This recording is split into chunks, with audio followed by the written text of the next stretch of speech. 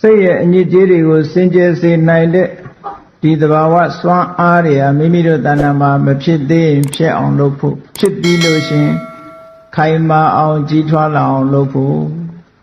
တမ္မာဝါယာမလို့ခေါ်တယ်မှန်ကန်သောကြိုးစားမှုဖြင့်ကြိုးစားကြရမှာပါမှန်ပါပါဗျာသူ့အလိုတိုင်းတော့ဘာမှဖြစ်လာတာမရှိပါဘူးအကျိုးလိုခြင်းအကြောင်းကိုတည်ဆောက်ရတာဒါသဘာဝပါပဲဒါကြောင့်မို့မနေ့ကပြောခဲ့တဲ့တတ္တာတတိဟိရိဥဒ္ဒပအာလောဘအာဒေါသအာမောဟတတ္တရအာလောဘအာဒေါသတတ္တရမစ္ဆတတ္တာဆိုတဲ့ဒီသဘာဝတရားတွေရဲ့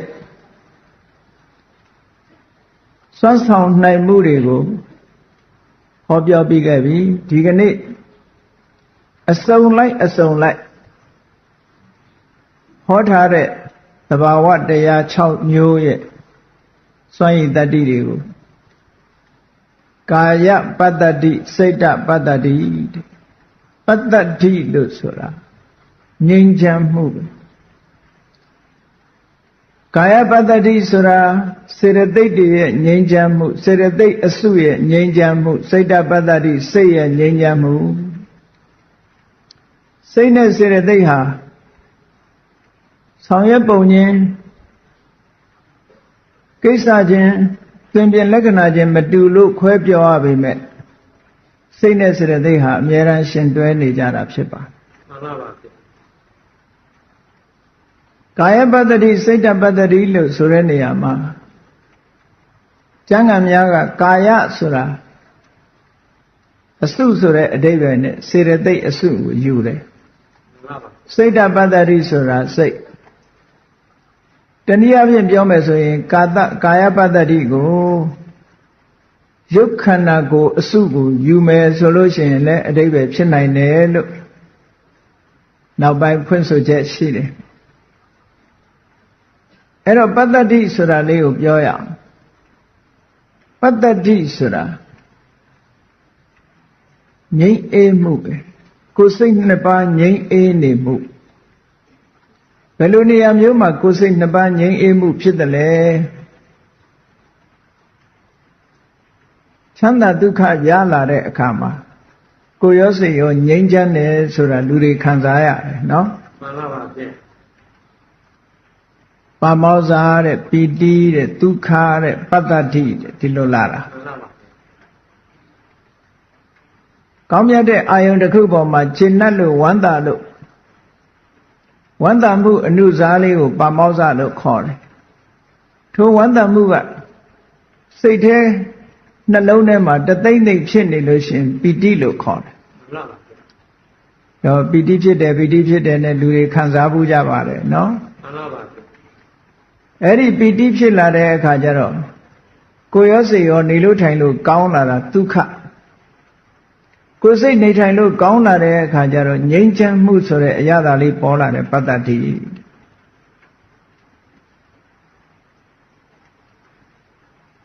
အဲ့ဒီပတ္တတိဆိုတဲ့သဘာဝတရားလေးက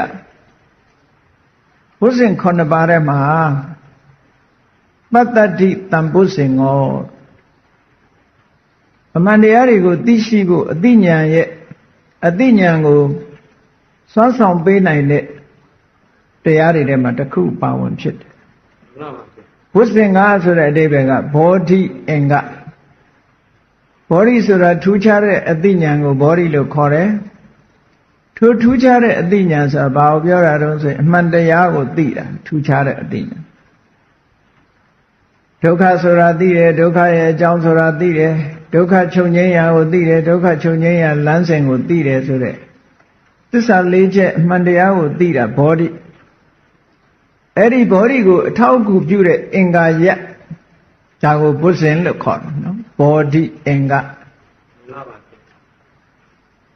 ဘုဇင်ကိုလူတွေကဘယ်နေရာမှာတတိယတော့ဆိုနေမကောင်းထိုင်မသာဖြစ်လို့ရှိရင်ဘုဇင်တုတ်ကလေးရွတ်ရင်ကျမ်းပါတယ်လို့ယူဆပြီးတော့ကျမ်းပါခြင်းလို့ဘုဇင်တုတ်ကလေးတတိယကြတယ်အဲ့ချက်မှန်ပါပါ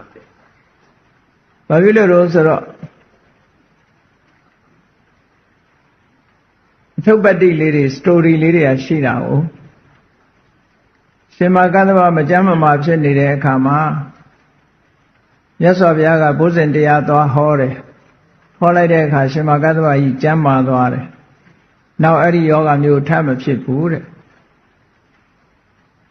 ပရိတ်ကြီး17တုတ်ထဲမှာလည်းပဲဘုဇင်တုတ်ဆိုတာပါတာဟုတ်နော်မှန်ပါပါအဲ့ဒီဘုဇင်တုတ်ကတော့မူရင်းမဟုတ်ဘူးနောက်မှအတိတ်ပဲခြုံပြီးတော့ဂါထာတွေနဲ့ရေးထားတဲ့ဟာနောက်ဆရာတွေရေးထားတယ်လို့ပြောအောင်မူရင်းတုတ်မဟုတ်ဘူးမူရင်းတုတ်ကတန်ယုတ္တနိကေမှာရှိတတ္တိမေကတ္တဗဘုဇင်ကမယာတမ္မတ္တခတာဘာဝိတာဘုလိကတာတန်ယုတ္တနိဝိညာနဲ့ဆိုပြီးတော့ဟောထားတာပညာယတမ္မောဓာယနိဗ္ဗာန်ယတံဝတ္တန္တိဆိုပြီးတော့မြတ်စွာဘုရားဟောထားတာရှိရှင်မကတ္တဗကြီးမကျမ်းမာလို့ဘုဇင်တရားနာရင်ကနေကျမ်းမာသွားတယ်နောက်တစ်ခါရှင်မောက္ကလံမမကျမ်းဖြစ်နေတဲ့အခါမြတ်စွာဘုရားသွားပြီးဘုဇင်9ပါးဟောပြီးတဲ့အခါကျမ်းမာသွားတယ်တဲ့တခါတော့ကမြတ်စွာဘုရားသခင်ကိုရောမြတ်ကိုရောတိုင်းမကျမ်းမာဖြစ်တဲ့အခါကျတော့စုံနမထေကိုအနိနာမှာဘုဇင်တုတ်ကိုရွတ်ခိုင်းပြီးတော့မြတ်စွာဘုရားကနာယူတဲ့အခါမှာမြတ်စွာဘုရားလည်းကျမ်းမာသွားတယ်ဆိုတာတိဏ္ဏနံပိမဟေတိနံမဂဟတာကိလေသာဝပတ္တနုပ္ပတ္တိဓမ္မတံတိဏ္ဏနံပိမဟေတိနံဆိုတာထူးမြတ်တဲ့ပုဂ္ဂိုလ်3ဦးရှင်မကတ္တဗရှင်မမောက္ကလံမြတ်စွာဘုရားအဲ့ဒီပုဂ္ဂိုလ်3ပါးရဲ့တဏ္ဍာမှာဆွဲကပ်လာတဲ့ယောဂဟာကိလေသာတွေကိုမက်ကပယ်လိုက်တယ်လို့ပဲတဲ့ဘုဇင်9ပါးနာရင်ကနေနောက်ထပ်ဘယ်တော့မှပြန်မဖြစ်တော့ဘူးအဲ့ဒီယောဂမျိုးဒီလိုကျမ်းမာသွားတယ်ဆိုတော့အဲ့ဒါလေးတွေအာယုံပြုသစ္စာဆိုပြီးတော့မကျမ်းမာတဲ့အခါဘုဇင်တုတ်ကလေးချီးမြှင့်ပါဆိုပြီးတော့ဘုဇင်ကိုရွတ်ကြတယ်နော်မှန်ပါပါဗျာဒီဘုဇင်ဆိုတဲ့အဲမှာအခုပတ္တတိဒီသဘာဝတရားလေးတွေကိုကြည်ပြီးစိတ်ထဲကလည်းကြည်နူးလာကိုယ်တဏ္ဍာမှာဖြစ်အောင်လုပ်ဖို့ပိုအရေးကြီးတယ်ငြိမ်းချမ်းမှုဆိုတာကိုယ်တဏ္ဍာမဖြစ်ဖဲနဲ့နာယုံလေးနာလို့ရှိရင်ကတော့ဒါကဆေးပလင်းနဲ့ထည့်ထားတဲ့ဆေးလိုပဲဖြစ်မှာပဲထင်ပါတယ်ကြားနာလိုက်လို့စိတ်ထဲမှာကြည်နူးမှုလေးတွေရလာရင်တော့အတော်အသင့်ယောဂပြောင်းနိုင်တဲ့အနေအထားရှိပါတယ်နော်မှန်ပါပါဗျ။ဘာဖြစ်လို့လဲဆိုရင်ဒါစိတ်ကိုစိတ်နဲ့ခုတဲ့သဘောပေါ့စိတ်ဆွမ်းအားတစ်ခုလှုပ်ပေးလိုက်တဲ့အခါကျတော့ခန္ဓာကိုယ်ကြီးမကြမ်းဖြစ်နေတာစိတ်ဆွမ်းအားတွေကနေပြီးတော့တွန်းပေးလိုက်တဲ့အခါကျတော့ကျမ်းမာရေးကောင်းသွားတာမျိုးဖြစ်တယ်စိတ်တစရုပ်တွေကအစားထိုးလိုက်တဲ့အခါမကျမ်းမာတဲ့ရုပ်တွေကိုတွန်းပို့လိုက်တယ်လို့ဖြစ်ပြီးကျမ်းမာတဲ့ရုပ်တွေနဲ့အစားထိုးလိုက်တယ်ပေါ့သွေးမကောင်းတာသွေးလဲပြီးတော့ကုသလိုပဲမှန်ပါဗျဝိဇ္ဇင်တုံနာရလို့ကြည်နူးတဲ့စိတ်တွေဖြစ်လာမယ်ဆိုရင်တော့ဒါကျမ်းမာရေးကောင်းလာမှာပဲနော်မှန်ပါကောင်းနိုင်ပါတယ်သစ္စာဆိုလို့ရှိရင်လည်းကောင်းနိုင်ပါသို့တော့လူတိုင်းနဲ့တော့ဘုရားတို့ရှင်မကတ္တဗတို့ရဲ့စိတ်ဓာတ်မျိုးမရနိုင်တော့သူအဲ့ဒီမထေမြတ်ကြီးတွေကျမ်းမာသွားသလိုတော့ကျမ်းမာဖို့တော့ခက်ကောင်းခက်လိမ့်မယ်ထင်တယ်နော်မှန်ပါပါခက်ကောင်းခက်လိမ့်မယ်ပတ္တတိတမ္မုဇဉ်ဆိုတာကိုရောစိတ်ရောငြိမ်းချမ်းသွားတာကိုရောစိတ်ရောငြိမ်းချမ်းသွားတာကိုရောစိတ်ရောငြိမ်းချမ်းသွားတယ်ဆိုတာဘာဖြစ်တာတုံးလို့ဆိုတော့ဒီပတ္တတိဆိုတဲ့တရားပေါ်လာလို့ရှိရင်ကိုယ်စိတ်မငြိမ်းမချမ်းအောင်လှုပ်တတ်တဲ့ကိလေသာတွေကိုဖယ်ရှားပစ်လိုက်နိုင်တာမို့ဒါကြောင့်မို့ငြိမ်းချမ်းသွားတာတဲ့ဘယ်တရားတွေကိုမငြိမ်းချမ်းတဲ့တရားတွေကဘာတွေတုံးဆိုရင်ဥဒိစ္စတဲ့ကုတ်ကုတ်ဆာဆိုတဲ့စိတ်ရဲ့အညစ်အကြေးတွေကြည့်ဥဒိစ္စဆိုတာကစိတ်လေးနေတာဘာလို့မှမသိဘူးစိတ်စူးစီးလို့မရဘူးလေးနေတဲ့စိတ်လေးကဘလို့မှမငြိမ်းချမ်းနိုင်ဘူးနော်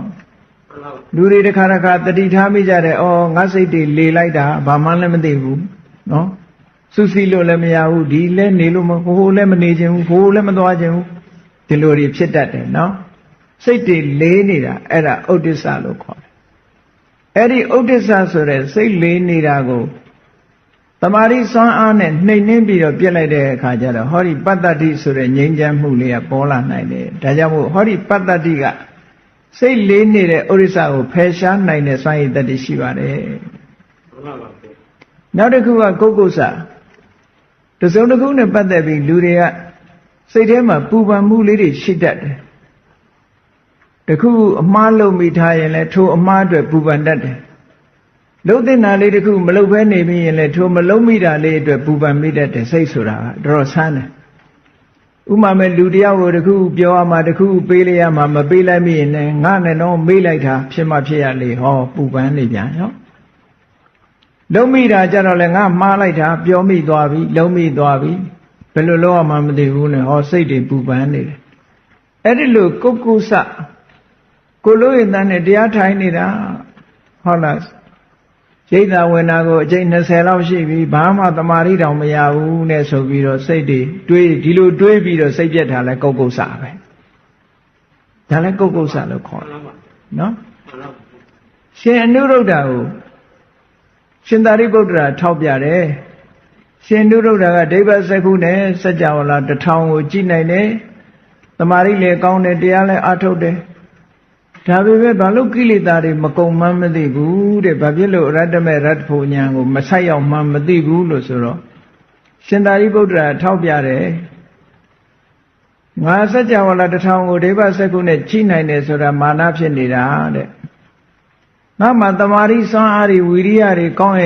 င်းတယ်လို့တွေးနေတာအဲ့ဒါဥဒိစ္စဖြစ်နေတာစိတ်လေးနေတာတဲ့ဒီလိုလုတ်ပါရဲ့တန်းနဲ့ဘာဖြစ်လို့များမအောင်မြင်ရတာပါလဲလို့စိတ်ထဲမှာဖြစ်တာကုက္ကုစဖြစ်တာတဲ့ဟောဒါရှင်သာရိပုတ္တရာကထောက်ပြတယ်ဟာမှန်ပါပါဗျအဲ့ဒီကုက္ကုစဖြစ်ပုံကအဘိဓမ္မာဖွင့်တဲ့ကျမ်းဂန်တွေထဲမှာလုံးဝမပါဘူးဒါ research ဆိုရင်အသစ်တွေ့ရှိချက်လို့ပြောအောင်မှန်ပါပါရှင်သာရိပုတ္တရာထောက်ပြအဘိဓမ္မာကျမ်းဂန်တွေမှာဖွင့်တာကကတာနုသောစနမလုံးမိတဲ့အကုသိုလ်မလုံးမိတဲ့ကုသိုလ်နဲ့ပတ်သက်ပြီးနောင်တပူပန္နာကိုသာကုက္ကုစလို့ပြောတယ်အခုတတ္တိယဖြစ်တဲ့လုံးရတန်နဲ့တခုမဖြစ်တဲ့ကုက္ကုစမပါဘူးဒါတခုထပ်ဖြစ်ရမှာပေါ့ဒါလည်းအကုသိုလ်ပဲလို့ပြောအောင်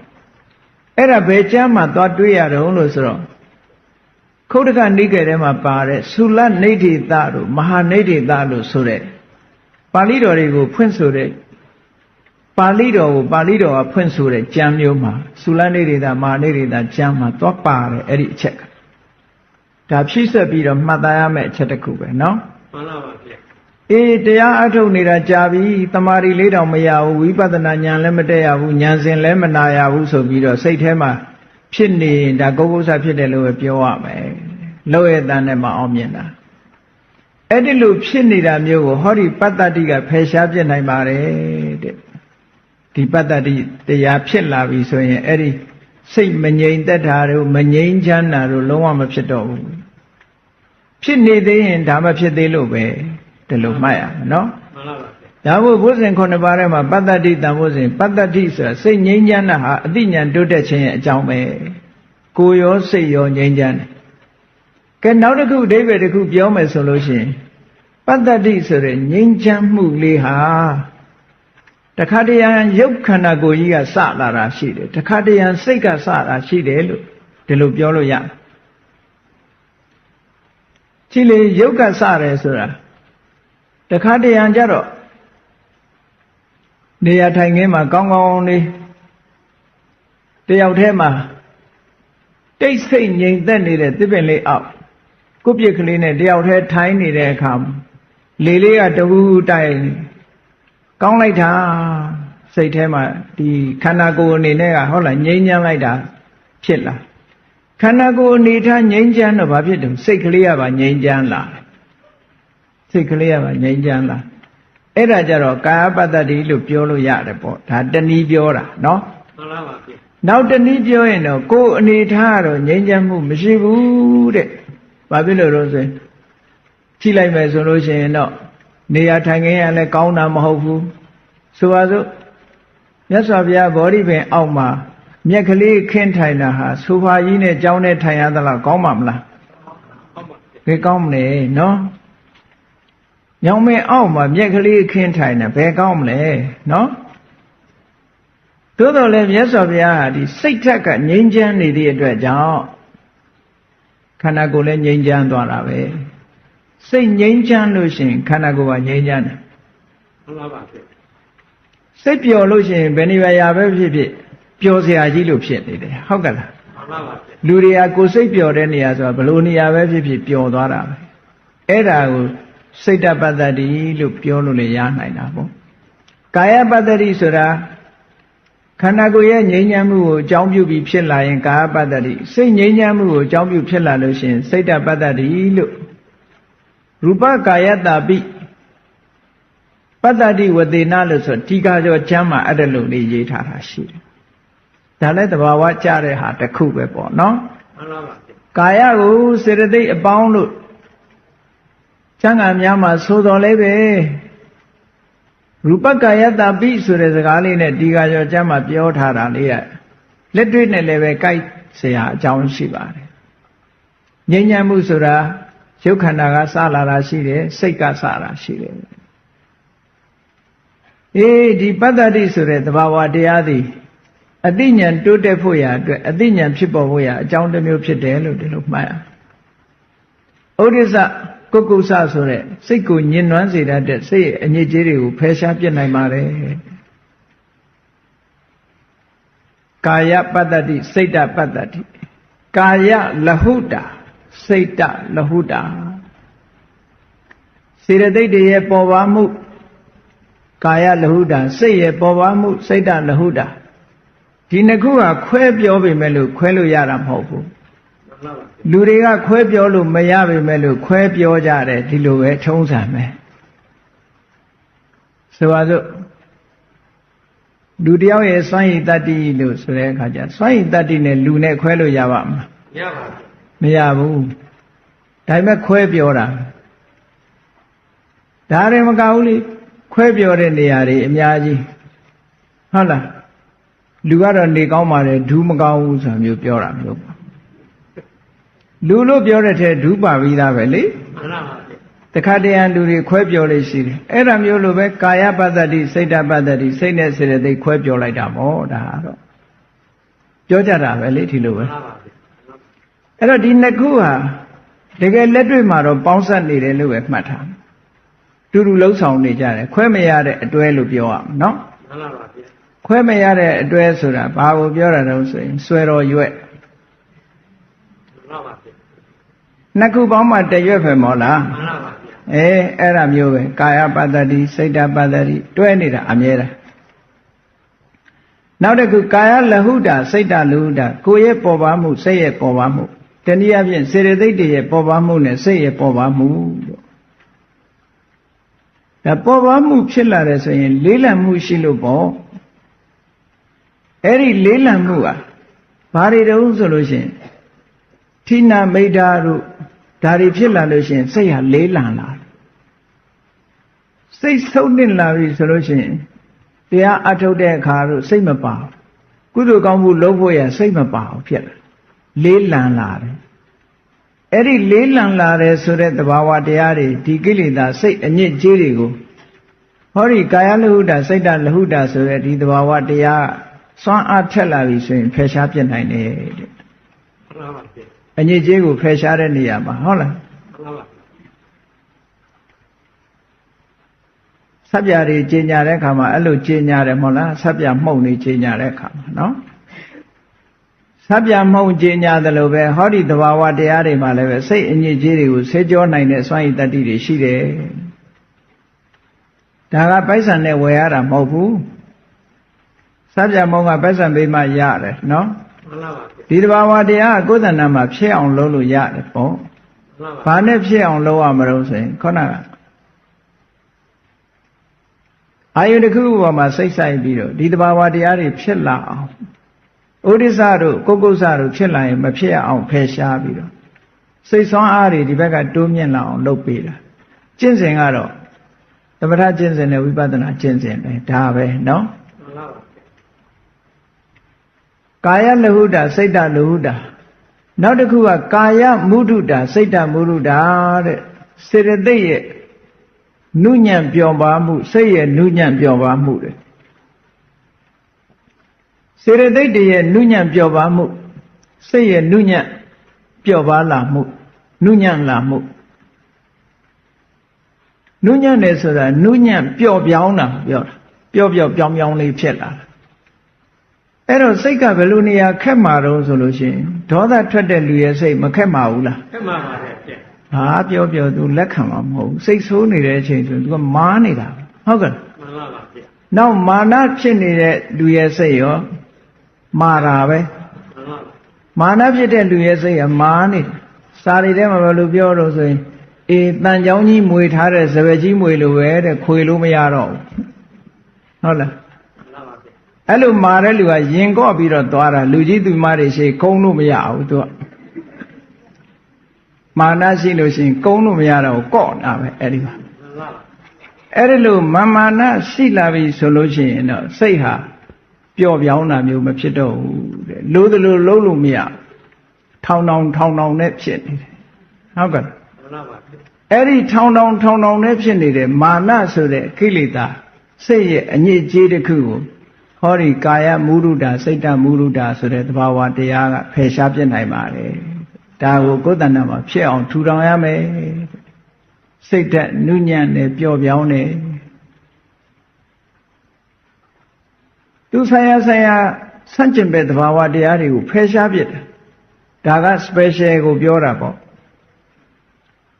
ဆေးဆိုတာတခါတည်းမှာ specific ဆိုတာရှိသီးသန့်ထုတ်လုပ်တဲ့ဆေးဥပမာမဲ့ဒီဆေးကသွေးတိုးယောဂအတွက်သီးသန့်ထုတ်တယ်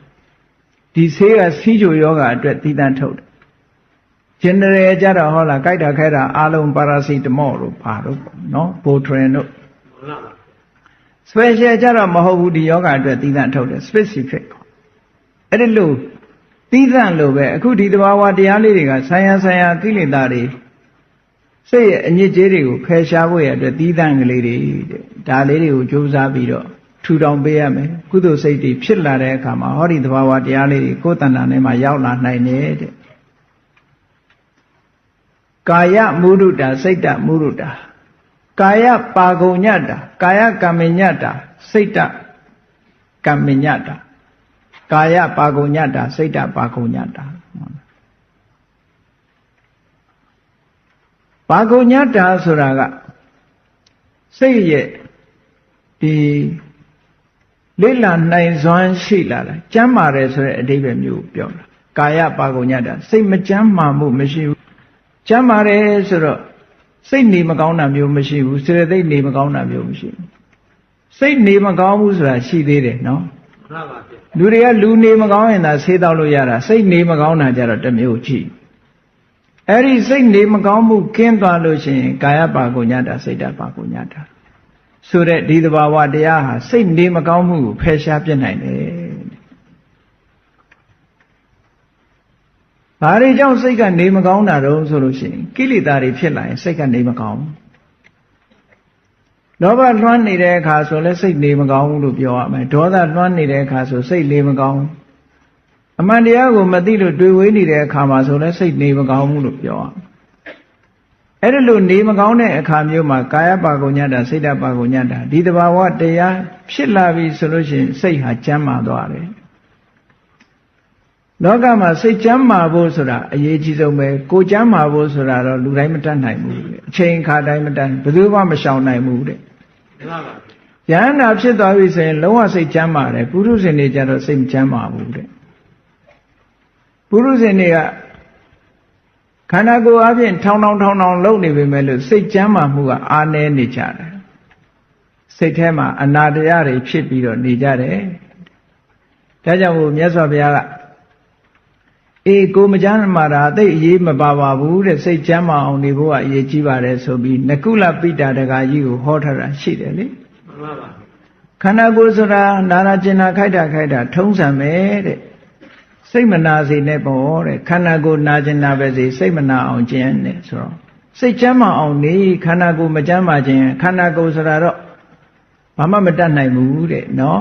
မှန်ပါပါရုပ်ခန္ဓာကိုယ်ကြီးဆိုတာကတော့မကျမ်းမာဖြစ်တာတမန်ဆေးဝါးနဲ့ကုယုံဘယ်လိုပဲကုသူကပျောက်ချင်မှပျောက်တယ်သူ့တဘာဝနော်မှန်ပါပါဗျအဲ့တော့စိတ်ကျမ်းမာအောင်ပဲလုပ်လို့ဆိုပြီးတော့မြတ်စွာဘုရားနကုလပိဋကတကာကြီးကိုဆုံးမဩဝါဒပေးထားတဲ့စကားလေးရှိတယ်အာတုရကာယတမေတတော်စိတ်တံအနာတုရံဘဝိတတိခန္ဓာကိုယ်ကြီးနားနေပေမဲ့လို့စိတ်မနာစေရဘူးခန္ဓာကိုယ်ကြီးမကျမ်းမာဖြစ်နေပေမဲ့စိတ်မကျမ်းမာမဖြစ်စေရဘူးလို့ဆိုပြီးကျင့်ရမယ်တဲ့ဒါလည်းမှတ်စရာတစ်ခုအဲ့တော့စိတ်ကျမ်းမာဖို့အတွက်ကဘာလုပ်အောင်မလို့ဆိုကာပါကုညတ္တာစိတ်တပါကုညတ္တာ ဒီသဘာဝတရားတွေစွမ်းအားထက်နေဖို့ကုသိုလ်စိတ်တွေနဲ့ရှင်ပြီးတော့တရားတွေဖြစ်နေအောင်ကြိုးစားဖို့ပဲစိတ်ကြမ်းပါလာမယ်ကာယကံမညတ်တာစိတ်ဓာတ်ကံမညတ်တာကံမညတ်တာဆိုတာစွမ်းဆောင်နိုင်မှုရှိတာစိတ်ကလည်းစွမ်းဆောင်နိုင်မှုရှိတယ်ကိုယ်ကလည်းစွမ်းဆောင်နိုင်မှုရှိတယ်လုံနိုင်ကိုင်းနိုင်လှုပ်စွမ်းနိုင်တယ်စွမ်းရည်ရှိတယ်လို့ဒီလိုပြောတာဒါလည်းပဲကိလေသာစိတ်အညစ်အကြေးတွေပေါ်လာပြီဆိုလို့ရှိရင်စိတ်ဟာစွမ်းဆောင်မှုတွေအားနည်းသွားစွမ်းဆောင်နိုင်မှုမရှိဘူးဥပါဒေါသဖြစ်နေတဲ့ပုဂ္ဂိုလ်တရားကိုကုသိုလ်စိတ်ဖြစ်ဖို့ဆိုတမာတိတရားစုစည်းဖို့ဆိုဘယ်လောက်ခက်သွားတော့နော်စွမ်းဆောင်နိုင်မှုတွေမရှိတော့ဘူးစိတ်စွမ်းအားတွေရောကျသွားတယ်မကောင်းတဲ့ဘက်ကစိတ်တွေတိုးတက်လာသည့်အတွက်ကြောင့်စိတ်ရဲ့စွမ်းဆောင်နိုင်မှုဘယ်လောက်ထိအောင်ဆိုတမာတိရအောင်လည်းမလုပ်နိုင်ဘူးအသိဉာဏ်တွေပေါ်လာအောင်လည်းမလုပ်နိုင်ဘူးစိတ်ငြိမ်းချမ်းအောင်လည်းမလုပ်နိုင်ဘူးစွမ်းဆောင်မှုတွေအားနည်းသွားတာအဲ့ဒီအားနည်းသွားစေတတ်တဲ့ကိလေသာတွေကိုဖယ်ရှားပြစ်နိုင်လို့ကာယကံမညတ်တာစိတ်ဓာတ်ကံမညတ်တာဆိုတာအရေးကြီးတယ်တဲ့တဘာဝတရားတွေကုသိုလ်စိတ်တွေမိမိရဲ့တဏ္ဍာမှာတညီတဲ့ညီညီမြတ်မြတ်တတခန္ဓာမိမိတို့ရဲ့တဏ္ဍာမှာဖြစ်နေပြီဆိုလို့ရှိရင်ဒီစွမ်းအားတွေဟာအလုံးပေါ်နေမှာနောက်တစ်ခါကာယုစုကတာစိတ်တုစုကတာကာယဥစုကစိတ်တဥစုကစေတသိက်တွေရဲ့ဖြောင့်မတ်မှုစိတ်ရဲ့ဖြောင့်မတ်မှုလို့ဖြောင့်မတ်မှုရှိရမယ်ဖြောင့်မတ်တယ်ဆိုတာရိုးသားတာကိုပြောတာမှန်ပါပါမရိုးသားဘူးဆိုတာဘာပြောတာတော့ဆိုမရိုးသားတဲ့စိတ်နဲ့ရိုးသားတဲ့စိတ်ကဘာလဲမရိုးသားဘူးဆိုတာကတစ်မျိုးတစ်မြည်ပြောကောင်းပြောလိုက်မယ်ဒီနေရာမှာမရိုးသားဘူးဆိုတာဘာကိုရည်ညွှန်းတာလို့ဆိုရင်မာယာတို့တာထေးရလို့ပြောတယ်လူတွေမှာမာယာဆိုလို့ရှိရင်မျက်လက်လို့ထင်တယ်နော်မာယာများတယ်နဲ့ပြောကြတယ်မာယာတာထေးရဆိုတဲ့စကားလုံးကလည်းပဲမြန်မာစာဖတ်တဲ့ထဲမှာဒါလေးတွေကပါနေတယ်သို့တော့အဓိပ္ပာယ်သေးသေးချာချာသိဖို့လိုတယ်မာယာဆိုတာကိုယ်ရှိနေတဲ့အပြစ်ကိုမရှိအောင်ဆောင်တာကိုယ်အပြစ်ကိုဖုံးကွယ်ခြင်းနာဖုံးကွယ်ဖို့ကြိုးစားတာဒါမာယာလို့ခေါ်တယ်မှန်ပါပါဗျာအပြစ်တစ်ခုခုရှိနေတယ်ဒါပေမဲ့လူမသိပြီးရောဆိုပြီးတော့ဟုတ်လားဖုံးထားတတ်တယ်ငါလုပ်တာတွေမသိပါစေနဲ့ဆိုတဲ့စိတ်ဆန္ဒဖြစ်ရင်ဒါမယိုးသားတာလို့ခေါ်တယ်မှန်ပါဗျာကိုလှုပ်တာကိုသူများမသိစေခြင်းဘူးမဟုတ်တာလှုပ်ထားတာကိုသူများမသိစေခြင်းနဲ့စိတ်ကလေးပေါ်ရင်ကိုဒါမာယာပေါ်နေတယ်လို့ခေါ်တယ်နော်မှန်ပါပါဗျာဒီမာယာလေးကလည်း तू ကစိတ်ရဲ့အညစ်အကြေးလေးတစ်ခုပဲလှုပ်တယ်လှုပ်ပြီးတော့ဖုံးဖိထားတယ်ဟုတ်မသိပါသေးနဲ့သူများသိမှစိုးတယ်ကြွယ်ရကြတော့လှုပ်တယ်မြတ်စွာဘုရားဂုဏ်တော်ကြည့်လေအရဟံဆိုတာစိတ်ကြွယ်ရတောင်မကောင်းမှုမလုပ်ဘူးလို့ဆိုတာကြတော့ဘုရားမှာဖုံးကွယ်เสียဘယ်မှမရှိဘူးမှန်ပါပါဗျာလူတွေကဖုံးတာဖုံးနေတာဖုံးလို့ရတာတခုမှမရှိဘူးတဲ့အင်္ဂုတ္တရနိကေမှာမြတ်စွာဘုရားဟောထားတာလေနတ္တိလောကေရဟောနာမပပကမ္မံပကရုပ္ပတောမကောင်းတာလုပ်လို့ရှိရင်လောကမှာဆိုတာကြွယ်ရဆိုတာမရှိပါဘူးတဲ့ဘာဖြစ်လို့မရှိတာတုံးဆိုအတ္တတေပုရိသဇာနာနိမြင့်မမင်းသိနေတာပဲတဲ့ဘယ်ကြွယ်လို့ရမှာတုံးတဲ့ဟုတ်ကဲ့လားမှန်ပါပါဒီပြင်လူတွေသိတာမသိတာဒါကိုသိနေတယ်အဲကိုသိနေတယ်ဆိုကြတဲ့ကောအဆက်စရာကြီးဖြစ်မနေဘူးလားဖြစ်နေပါတယ်သို့တော့ကိုယ့်ကိုယ်ကြမရှက်ကြဘူးပေါ့အဲ့တော့သူများမသိခြင်းသူများမသိရင်ပြီးရောကိုသိတာကိုလေးမထားတဲ့ပုံကိုမျိုးမဖြစ်အောင်အဲ့ဒါမာယာရှိနေလို့တဲ့မှန်ပါပါဗျာမာယာရဲ့သဘောကကိုသိခြင်းသိပါစေသူများမသိအောင်လုပ်တတ်တဲ့သဘောရှိတယ်ဒါကြောင့်မို့အတ္တန္တတန္တဒေါသပဋိစ္ဆာရဏလက္ခဏာရှိထားတဲ့အပြစ်ကိုသူကဖုံးညင်ကွယ်ခြင်းတတ်တဲ့သဘောရှိတယ်အဲ့တော့ဖုံးညင်ကွယ်ခြင်းတယ်ဆိုရင်သူ့ရဲ့အလေးထားကြည့်လိုက်မယ်ဆိုရင်လူမမြင်မဟုတ်တာလုံးမဲ့လူပဲဆိုတော့ဘယ်ရိုးသားတာဖြစ်တော့မလို့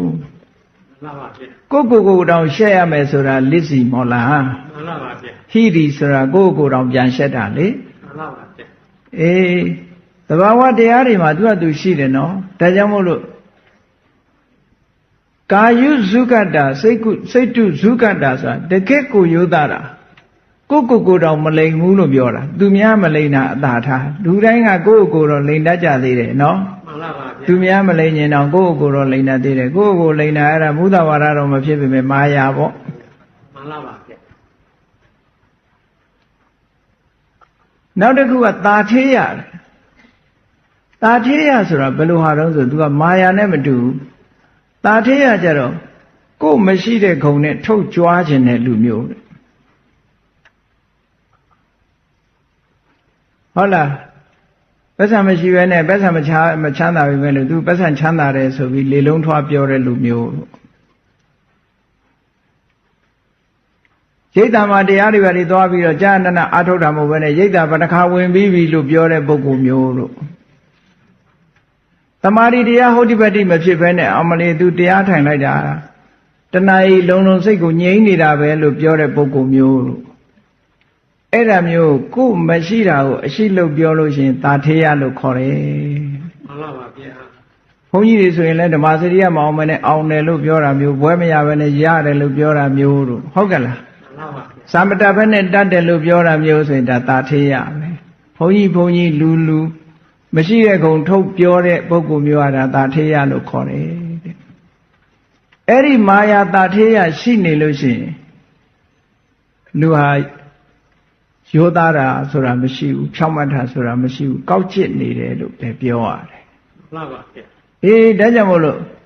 ကာယုဇုကတ္တစိတ်တုဇုကတ္တဆိုတဲ့ဒီတဘာဝတရားနှစ်ခုမိမိတို့ယင်နဲ့နှလုံးနဲ့ကိန်းလာပြီဆိုလို့ရှိရင်သူ့ကိုယ်သူလည်းမလိန်တော့ဘူး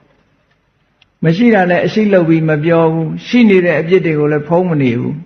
ဟုတ်ကဲ့လားမှန်ပါပါကိုလို့ရင်လှုပ်တယ်လို့ရိုးသားသားပဲဖွင့်ဟပြောကြလေးရှိတယ်မြတ်စွာဘုရားကအပြစ်တစ်ခုကျူးလွန်ထားပြီဆိုလို့ရှိရင်ဖွင့်ပြောခိုင်းမှန်ပါပါခုကိစ္စရင်တော့ confession လုပ်တာပြောတာနော်ဖွင့်ပြောယုံနဲ့ပြီးသွားလားဆိုမပြီးဘူးဖွင့်ပြောရမယ်တဲ့နံပါတ်1ဖွင့်ပြောတာဘာလို့လို့ဆိုလို့ရှိရင်မြုံမထားနဲ့မြုံထားရင်ယောဂါကြီးတို့ဖြစ်နေမှာမမြုံနဲ့ဖွင့်ပြောလိုက်လို့ရှိရင်စိတ်ထဲနှလုံးထဲမှာအေးချမ်းသွားတယ်ဒါပြီးရောလားဆိုမပြီးသေးဘူးအမှန်တိုင်းဖွင့်ဟဝန်ခန္ဓာကပထမအဆင့်ပြီးပြီဆိုလို့ရှိရင်ဒါမျိုးနောက်မဖြစ်စေရပါဘူးဆိုတာဒုတိယအဆင့်မှန်ပါပါဗျာပြီးတဲ့အခါကျတော့ဒီဒါမျိုးမဖြစ်စေုံနဲ့မဟုတ်ကောင်းတဲ့အလုပ်တွေကိုလုပ်ပါမယ်ဆိုတာကတတိယအဆင့်အဲ့ဒါဆိုလို့ရှိရင်ခုနမကောင်းမှုကျူးလွန်ထားတဲ့ပုဂ္ဂိုလ်တယောက်ဒီမကောင်းမှုအကုသိုလ်ကလွတ်နိုင်တယ်လို့ဒီလိုခေါ်ထားတယ်နော်မှန်ပါပါဗျာသင်္ခဓမ္မသုတ်လို့ခေါ်တယ်တန်ယုတ္တနိကာယသင်္ခဓမ္မသုတ်ဆိုတာအဲ့ဒီနည်းနဲ့အကုသိုလ်တွေကလွတ်အောင်ရှောင်တဲ့နည်းပေါ့နော်မှန်ပါပါဗျာလှုပ်ထားတဲ့မကောင်းမှုကိုမကောင်းတာလို့ပထမမြင်ရမယ်မြင်ပြီးရင်ဖွင့်ဟဝန်ခံရမယ်ဘုန်းကြီးတွေဒေသနာကြားတယ်ဆိုတာကြားဘူးကြပါလိမ့်မယ်နော်ကြားဘူးပါဗျာဘုန်းကြီးတွေဒေသနာကြားတဲ့အတိတ်ပဲကဘာကိုပြောတာတုံးဆိုရင်သူမှားယွင်းပြီးတော့ပြစ်မှုတစ်ခုကျူးလွန်မိပါတယ်တဲ့အဲ့ဒီကျူးလွန်ကြောင်းကိုဖွင့်ပြောပါတယ်ဒါနံပါတ်1ဖွင့်ပြောပါတယ်ဆိုတော့ဟိုနားထောင်တဲ့ကိုတော်ကမေးလိုက်တယ်ကိုတော်အပြစ်ကိုတော်မြင်ရလားလို့ဆိုမြင်ပါတယ်တဲ့ဒါပြောရမြင်နောက်ထပ်ရှောင်မလားတဲ့ဆိုရှောင်ပါမယ်ဒါပဲဘုန်းကြီးတွေဒေသနာကြားတယ်ဆိုတာသင်္ကန်းဝတ်ဖူးတဲ့လူတွေသိလိမ့်မယ်နော်ပါဠိလိုဆိုနေလို့အတိတ်ပဲကဒါပဲလူချင်းလည်းအဲ့ဒီတိုင်းလုံးလို့ရတာပဲဒါဒေသနာကြားတယ်လို့ခေါ်တယ်ဒေသနာကြားတယ်ဆိုတာကိုယ့်အဖြစ်ကိုထုတ်ပြီးတော့နောင်ဒါမျိုးမဖြစ်စေရပါဘူးလို့ပဋိညင်ပေးတာ promise လုပ်တာကိုပြောတာမှန်ပါပါဗျာအမတန်မှစနစ်ကြတယ်မြတ်စွာဘုရားဒါမကောင်းမှုအကုသိုလ်ကလွတ်မြောက်တဲ့နည်းကိုပြောတာအပြစ်မဖြစ်ဘူးလို့ပြောတာမဟုတ်ဘူးအပြစ်ဖြစ်ပြီးသားကဖြစ်သွားပြီဖြစ်ပြီးသားကိုမဖြစ်ဘူးလို့ပြောလို့ရလားမရပါဘူးမရဘူးလေလှုပ်ပြီးသားပဲလှုပ်ပြီးသားကိုဖျက်သိမ်းတာမဟုတ်ဘူးဒါမှန်ပါပါဗျာနောက်ထပ်ထပ်မလာဘူးလှုပ်တာအကုသိုလ်ဆိုတာနှစ်ခုရှိတယ်နှစ်ခုကဘာလဲလို့ဆိုရင်တစ်ခုကလှုပ်လို့ဖြစ်တဲ့အကုသိုလ်နောက်တစ်ခုကဘာတော့ဆိုရင်တွေးပြီးတော့နောင်တပူပန်တဲ့အကုသိုလ်နှစ်ခုရှိတယ်မှန်ပါပါပထမလှုပ်တုံးကအကုသိုလ်ရသွားပြီနောက်ထပ်အဲ့ဒီအတွက်စိတ်ပူးနေတာကနောက်ထပ်အကုသိုလ်တစ်ခုထပ်လာ အဲ့ဒီနောက်ထပ်စိတ်ပူးနေတဲ့ပါဠိလိုတော့အာရမ္ဗဇအာရမ္ဗဇဆိုတာလှုပ်လို့ဖြစ်လာတာလှုပ်လို့ဖြစ်တာကပြင်လို့မရဘူးလှုပ်ပြီးသွားပြီလေမှန်လားပါဗျာနောက်ဟာကဝိပ္ပတိတာရဇဝိပ္ပတိတာရဇစိတ်နှလုံးမသားမရာစိတ်ဆင်းရဲနေခြင်းကြောင့်ဖြစ်တဲ့အကုသိုလ်တဲ့မှန်လားပါဗျာကိုလုံးမိတဲ့အပေါ်မှာလူတွေကမှားပြီလို့သိတဲ့အခါစိတ်ဆင်းရဲနေတတ်တယ်လေမှန်လားပါဗျာအေးလုံးမိလို့ဖြစ်တဲ့အကုသိုလ်ဟာတစ်ခုစိတ်ဆင်းရဲနေတဲ့အကုသိုလ်ဟာတစ်ခုဒေသနာကြားတယ် confession လုပ်တယ်ဆိုတာစိတ်ဆင်းရဲနေတဲ့အကုသိုလ်ထပ်မဖြစ်ဖို့တားလိုက်တာတဲ့လှုပ်တော့ကတစ်ခါပဲလှုပ်ရင်တစ်ခါပဲဖြစ်တယ်လေစိတ်ဆင်းရဲနေတာကြတစ်ခါမကဘူး repetition ထပ်လာမှာပဲတွေးမိတိုင်းဒါဖြစ်နေမှာပဲဟုတ်တယ်မဟုတ်လားတွေးမိတိုင်းအကုသိုလ်ကတိုးနေမှာပဲအမြဲတမ်းတိုးနေတစ်ခါတွေးမိရင်တစ်ခါတိုးနှစ်ခါတွေးမိရင်နှစ်ခါသုံးခါဆိုရင်သုံးခါဟောအချိန်ပေါင်းများစွာတွေးမိအချိန်တရာဖြစ်လာပြီသူကထပ်ပိုးလာတာအဲ့ဒါကိုတားတာမြတ်စွာဘုရားအဲ့ဒီတားတဲ့ဤစနစ်ပဲ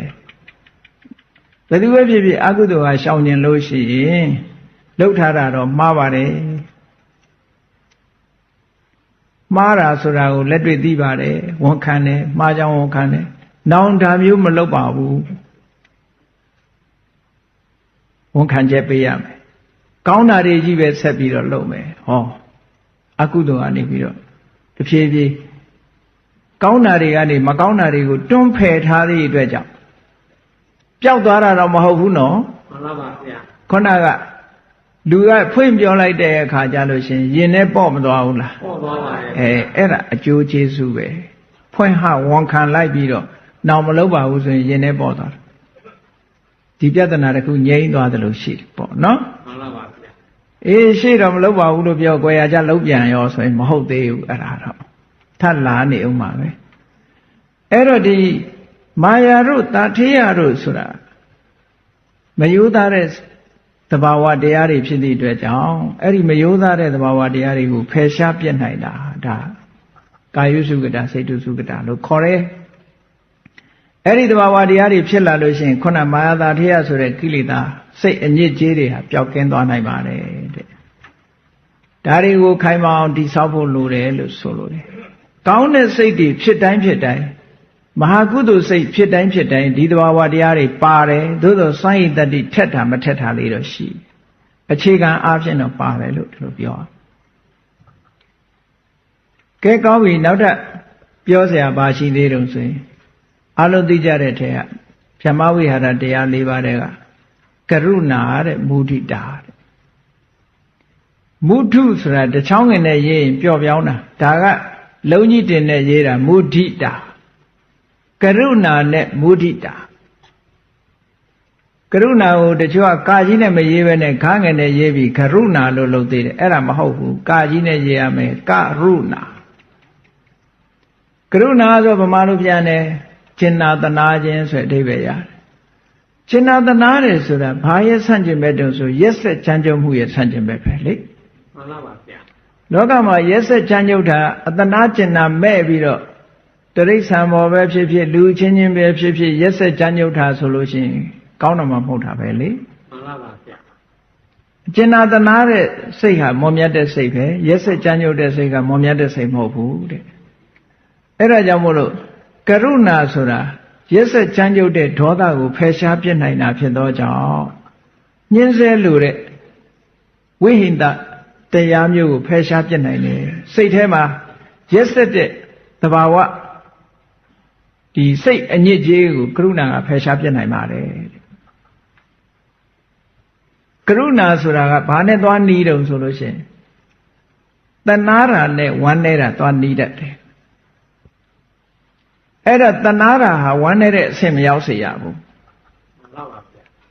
ဆိုရင်တော့ကဝမ်းနေသွားလို့ရှိရင်ဒါကရုဏာမဟုတ်တော့ဘူးသူကရုဏာဆိုတာငြိမ်းအေးရမယ်ငြိမ်းအေးတယ်ဆိုတာသူကအကုသိုလ်စိတ်မဟုတ်ဘူးဝမ်းနေသွားလို့ရှိရင်အကုသိုလ်စိတ်ဖြစ်တယ်တဏှာရာကမွန်မြတ်တဲ့အနေနဲ့တဏှာရယ်ဆိုတာဒုက္ခရောက်နေတဲ့လူဒီဒုက္ခငါဘယ်လိုပဲကယ်တင်ရမလဲဒီဒုက္ခတွေသူ့မှာမဖြစ်ပါစေနဲ့ငြိမ်းချမ်းပါစေဆိုတဲ့မွန်မြတ်တဲ့စိတ်လေးကိုပြောတာ အမလေးတနာလိုက်တာမျက်ရည်ကျလို့ရှင်တော့ဒါကရုဏာအဆင့်လွန်သွားပြီအဲ့ဒါကြတော့နော် မှန်လားပါဗျာ ဘုန်းကြီးတို့ကနိုင်ငံခြားသွားတဲ့အခါကရုဏာနဲ့ဂျာမနီတုန်းကအဲ့ဒီမှာကရုဏာရဲ့အနိကဆုံးရန်သူဟာဘာလဲဆိုရင်လို့ feeling set ဒေါမနတဝမ်းနည်းမှုဟာတောကဟာကရုဏာရဲ့နီးကပ်တဲ့ရန်သူပဲလို့သူတို့အနောက်တိုင်းမှာတိရစ္ဆာန်တွေကိုသိတနာတယ်တနာရာနေပြီးတော့သူကဒေါသတွေဝင်လာတတ်တယ်တစုံတစ်ယောက်ကတိရစ္ဆာန်ကိုထိခိုက်အောင်လှုပ်သွားလို့ရှိရင်နောက်ဆုံးမှာအဖြူတွေရှေ့မှာခွေးတွေပါတွေရိုက်လို့ရှိရင်သိစိတ်တူတယ်သူတို့တခါတော့ကအိန္ဒိယမှာအဲ့ဒါလူတစ်ယောက်ကခွေးရိုက်တော့ခွေးလောက်တော့မလိမ္မာဘူးလို့ပြောတာအဲ့ဒီသူတို့တိရစ္ဆာန်ကိုဒါအချစ်တယ်ဒါအချစ်တဲ့အခါကျတိရစ္ဆာန်ကိုနှိပ်စက်လို့ရှိရင်သူတို့စိတ်ထဲမှာကရုဏာတဲ့မကဘူးဒေါသပါဖြစ်လာတယ်နော် မှန်လားပါဗျာ အဲ့ဒါကြောင့်မို့လို့ကရုဏာဆိုတဲ့နောက်မှာတောကမပါရဘူးတဲ့တောကပါလို့ရှိရင်ဒါအကုသိုလ်ဖြစ်သွားပြန်ပြီကရုဏာဆိုတာဆင်းရဲဒုက္ခကလွတ်စေခြင်းတဲ့စိတ်ပဲမော်မြတ်တယ်ဆင်းရဲဒုက္ခလွတ်စေခြင်းနဲ့ဆင်းရဲဒုက္ခကလွတ်အောင်ကူညီတယ်နှုတ်နဲ့ကူညီတယ်ပစ္စည်းနဲ့ကူညီတယ်လက်တွေ့ကူညီတယ်ဟောတာမျိုးဒါကရုဏာရဲ့အခြေခံလာတဲ့သဘောတရားတွေပေါ့မုဒုတာမုဒိတာဝန္တာဝန္တာရာဆိုတာလူတယောက်ကြီးပွားတိုးတက်လာပြီဆိုလို့ရှိရင်ကြီးပွားတိုးတက်လာတာကိုစိတ်ကဝန္တာနိုင်ရမယ်တရားဘက်ကတိုးတက်စီးပွားရေးဘက်ကတိုးတက်ဘာဘက်ကတိုးတက်ပြည့်စုံလူတယောက်ကိုမြင်လိုက်ရလို့ရှိရင်ချမ်းချမ်းသာသာနဲ့တိုက်နဲ့အိမ်နဲ့မြင်လိုက်ရလို့ရှိရင်ကိုယ်စိတ်ထဲမှာဝမ်းသာမုဒိတာဖြစ်ရမယ်လို့ဆိုတယ်အဲ့တော့မုဒိတာမဖြစ်အောင်ဘယ်သူကတားတတ်တုံးဆိုရင်မုဒိတာနဲ့ဆန့်ကျင်ဘက်ကဘာတုံးဆို jealousy အိတ်တာဆိုတဲ့အဆိုးတရားကိုဟောဒီမုဒိတာကဖယ်ရှားပြနိုင်တယ်တဲ့ မှန်လားပါဗျာ အိတ်တာဆိုတဲ့စိတ်ရဲ့အညစ်အကြေးကိုဟောဒီမုဒိတာကဖြူစင်အောင်လုပ်ပေးနိုင်တယ်အိတ်တာမထားအိတ်တာရှိနေသေးသမျှမုဒိတာမဖြစ်ဘူးမုဒိတာရှိလို့ရှင်လည်းအိတ်တာမဖြစ်ဘူးတဲ့ဒါကြောင့်မို့လို့သူများချမ်းသာတာကိုဝမ်းသာနိုင်ဖို့အင်မတန်မှအရေးကြီးပါတယ်တဲ့ဝမ်းမသာနိုင်ဘူးဆိုရင်အိတ်တာဖြစ်တယ်လို့ပဲအောင်မိတ် မှန်လားပါဗျာ နော်ကိုယ်နဲ့ရှင်ပြိုင်ဘက်တွေကတယောက်ကနိုင်သွားလို့ရှိရင် congratulation လေးတော့လုပ်နိုင်ရမှာပေါ့စိတ်ထဲကလိုက် congratulation လုပ်နိုင်မှမဲ့ရွရွနဲ့ congratulation တော့မကြိုက်ဘူးနော် မှန်လားပါဗျာ မုဒိတာဆိုစိတ်ပါလက်ပါပြောတဲ့ congratulation ပဲ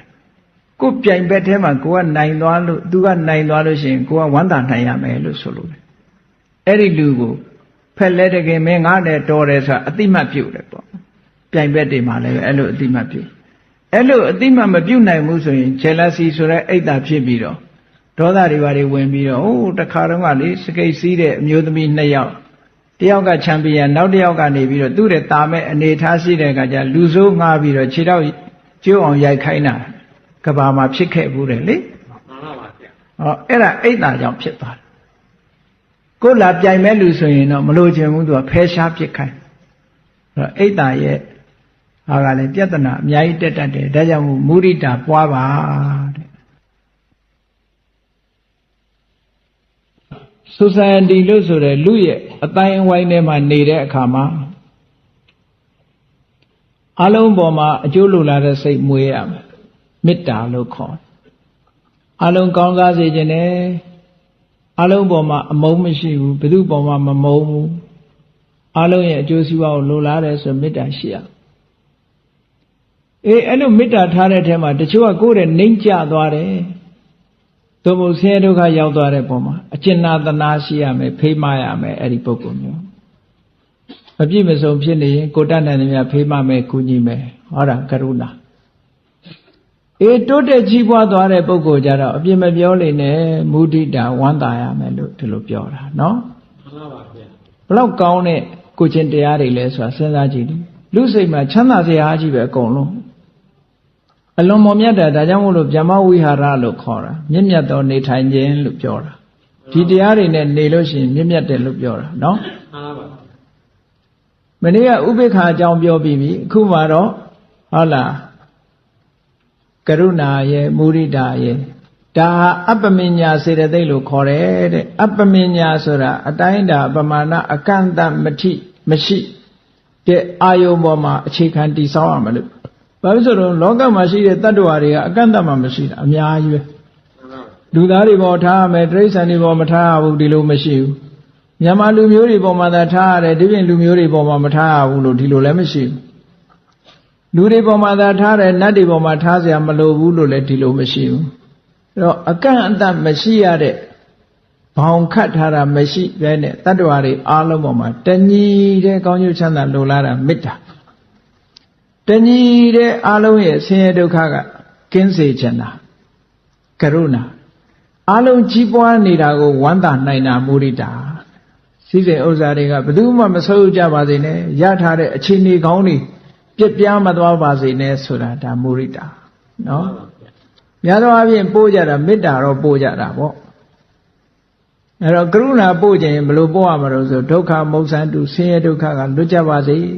ဘယ်သူမှဒုက္ခမရောက်ကြပါစေနဲ့ဘယ်သူမှအခြေမဲ့အနေမဲ့မဖြစ်ကြပါစေနဲ့ဟောတာ မှန်လားပါ ကရုဏာပို့တယ်လို့ခေါ်တာပေါ့နော် မှန်လားပါဗျာ မုဒိတာဆိုလို့ရှိရင်ယထာလတ္တတမ္ပတ္တိတောမာဝိကိစ္ဆန္တုရထားတဲ့အခြေအနေကောင်းတွေဆုပ်ယုပ်မသွားပါစေနဲ့အားလုံးဒီအခြေအနေတွေကနေတိုးတက်ခြင်းတိုးတက်ပါစေဒီတဲ့ရုပ်လျော့မသွားပါစေနဲ့လို့ဒီလိုဝမ်းသာပြီးတော့ပို့တဲ့မေတ္တာ မှန်လားပါဗျာ ဥပိ္ပခာကြတော့တဗ္ဗေတ္တကမ္မတကသူကနဲ့သူသွားတာ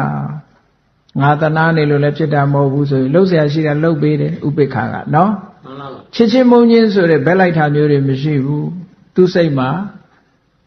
ကရုဏာကလည်းဒီဆင်းရဲတဲ့ပုဂ္ဂိုလ်ပေါ်မှာဘက်လိုက်တယ်လို့ရှိတယ်မုဒိတာကလည်းချမ်းသာတဲ့ပုဂ္ဂိုလ်ပေါ်မှာမြောက်ပင့်ပေးတယ်လို့ဘက်လိုက်တယ်လို့ရှိတယ်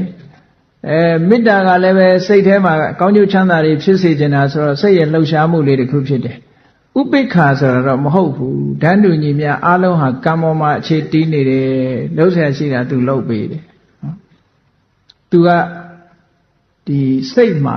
အငြိမ့်သက်ဆုံးအငြိမ့်ချမ်းဆုံးအမြင့်မြတ်ဆုံးပဲဥပိ္ပခာ မှန်လား ဥပိ္ပခာထားဖို့ကလွယ်တာမဟုတ်ဘူးเนาะ မှန်လားပါဗျာ ဗျမဝိဟာရတရား၄ပါးအဲ့ထက်မဲ့အနည်းပြောခဲ့တယ်တတ္တရမစ္ဆတတ္တာဆိုတာဥပိ္ပခာအာရောဓဆိုတာမေတ္တာတဲ့အဲ့ဒါပြီးသားဖို့ဒါကြောင့်မို့ဗျမဝိဟာရတရား၄ပါးအဘိဓမ္မာထသင်္ကန်းမှာကရုဏာမုဒိတာဆိုပြီးအပ္ပမညာ2ပါးတယ်ဒီမှာပြတာเนาะ မှန်လားပါဗျာ ဘာဖြစ်လို့တော့ဆိုရင်ကြည့်လေအာရောဓဆိုတာအာရောဓတိုင်းမေတ္တာတော့မဟုတ်ဘူးတတ္တဝါတွေရဲ့ကောင်းကျိုးချမ်းသာလိုလားတဲ့သွင်ပြင်ပါလာတော့မှ तू ကစိတ်မဆိုးရုံတတ်တတ်နဲ့အမုန်းမိတ်ကင်းရုံလေးနဲ့မေတ္တာမဟုတ်သေးဘူးမေတ္တာဆိုတာကြတော့အမုန်းကင်းတဲ့အဆင့်အပြင်မှာခုနကအကျိုးလိုလားတာတွေပိုးလာတယ်ဟုတ်ကဲ့လား မှန်လားပါဗျာ အကျိုးလိုလားမှုတွေပိုးလာတယ်တတ္တရမေဇတတ္တာကလည်းထို့တူပဲ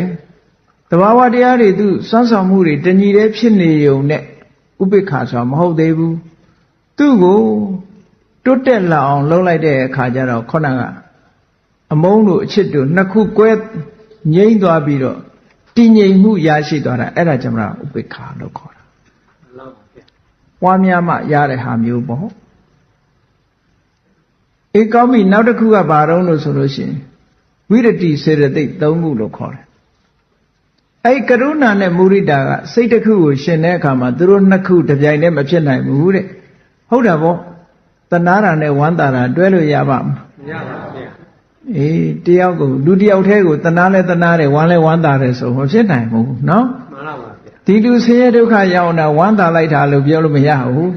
ဟုတ်လားဆင်းရဲဒုက္ခရောက်နေတဲ့လူဆင်းရဲကလွတ်ပါစေကရုဏာပဲဖြစ်မယ်အဲ့အချိန်မှာ မှန်လားပါဗျာ ကြီးပွားသွားလို့ဆင်းရဲဒုက္ခလွတ်သွားပြီဆိုလို့ရှိရင်ဝမ်းသာတဲ့မုဒိတာဖြစ်တာပေါ့ မှန်လားပါဗျာ သူတို့နှစ်ခုသည်အာယုံချင်းမတူသည့်အတွက်ကြောင့်တစ်ပြိုင်တည်းမဖြစ်နိုင်ကြဘူးတဲ့ကရုဏာဖြစ်တဲ့အခိုက်မှာမုဒိတာမဖြစ်နိုင်ဘူးဒါသဘာဝချင်းမတူအာယုံချင်းမတူဘူးဒါကြောင့်မို့လို့ associate လုပ်လို့မရဘူးလို့ပြောတယ် မှန်လားပါဗျာ ကဲနောက်တစ်ခုဝိရတိ၃ခုဆိုတာဝိရတိဆိုတာရှောင်ကျဉ်တာဘဂိ၈ပါးထဲမှာပါတဲ့သမ္မာဝါစာသမ္မာကမ္မန္တသမ္မာအာစီဝရှောင်ကျဉ်မှု၃မျိုးသမ္မာဝါစာဆိုတာ နှုတ်ကနေပြီးထိမ့်သိမ့်ပြီးတော့ဝစီတုစရိုက်တွေကနေရှောင်ကျင်ပြီးတော့ဝစီတုစရိုက်ကိုဖော်ဆောင်တာရှောင်ကျင်တာကအစလေးပဲရှိသေးတယ်ဖော်ဆောင်တာလည်းပါရအောင်မယ်နော် မှန်လားပါဗျာ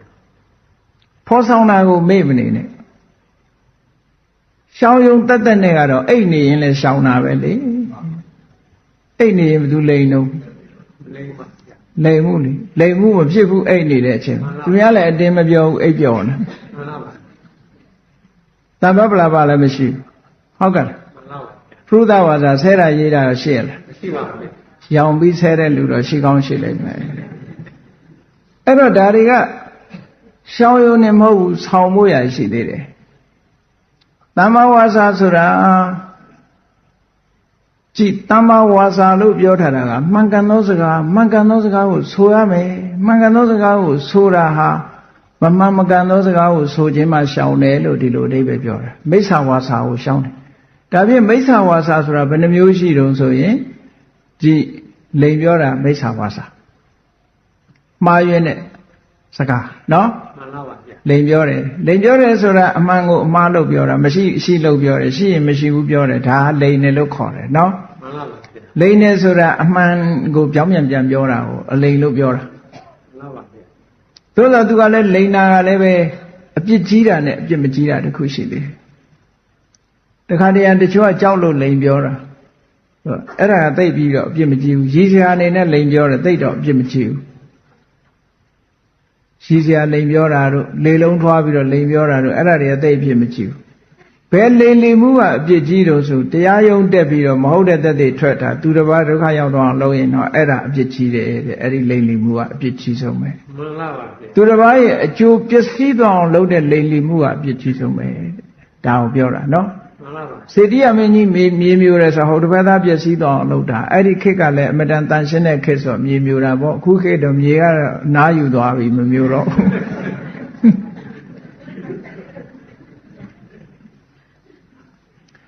မျိုးလည်းသူဆမ်းမှာမဟုတ်တော့ဘူး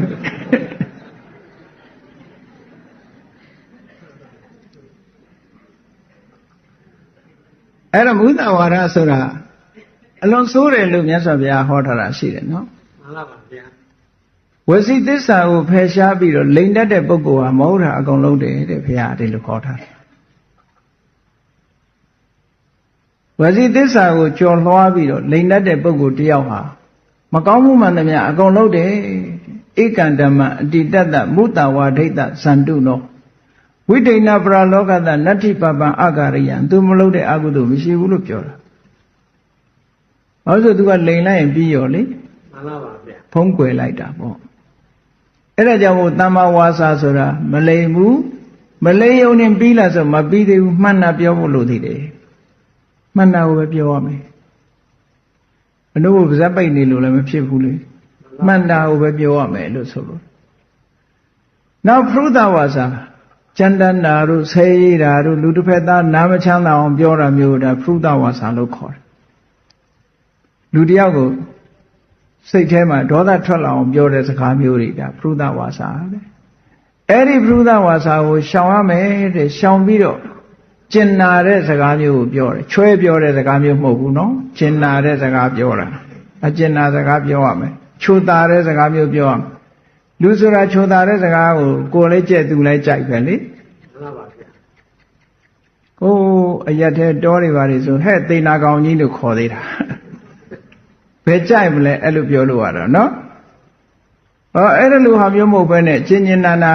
ပြောတာမျိုးဖြစ်ရမယ်တဲ့ဖရုဒဝါစာမြတ်စွာဘုရားတောင်မှယာတဝါစာနေလာကဏ္ဍတုခဟိုကြားလိုက်ရင်နားထဲမှာချမ်းသာသွားတယ်ဟရိယံကမှာစိတ်ထဲနှလုံးထဲကိုကြည်နူးသွားတယ်အဲ့ဒီဟာမျိုးပြောတဲ့စကားပြောလို့ရှင်အဲ့ဒီထဲမှာမှန်ကန်တာတွေပြောလို့ရှင်အဲ့ဒီသဘောမျိုးရပါတယ်တဲ့ချွဲချွဲပြစ်ပြစ်ပြောဖို့ပြောတာမဟုတ်ဘူးနောက်တစ်ခုကဘာတုံးဆိုလို့ရှင်ပိတုဏဝါစာပိတုဏဆိုတဲ့စကားလုံးလေးကသူကပိယတုံညကရဏဆိုတဲ့အဓိပ္ပာယ်ကနေပြီးတလုံးစီယူထားတာပိယဆိုတာချစ်ခင်မှုတုံညဆိုတာစိတ်သုံးသွားအောင်ကရဏပြုခြင်းလို့အဓိပ္ပာယ်ရတယ်တကယ်ချင်းနှစ်ယောက်